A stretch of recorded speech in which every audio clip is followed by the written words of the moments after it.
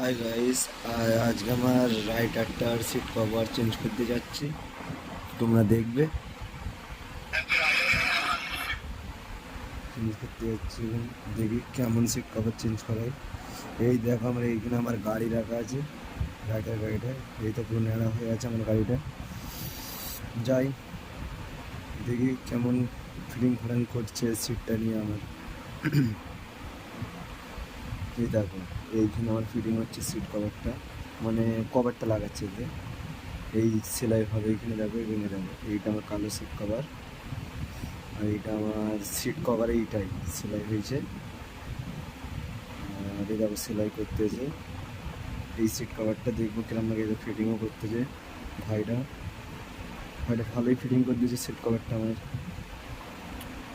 ভালো দেখাচ্ছে। কিন্তু একটাই কি, আমার গাড়ির ম্যাচিং হলো না কালারটা। মনে হয়েছিল ম্যাচিং হয়ে যাবে স্টিল কালার, সে ম্যাচিংটা হলো না।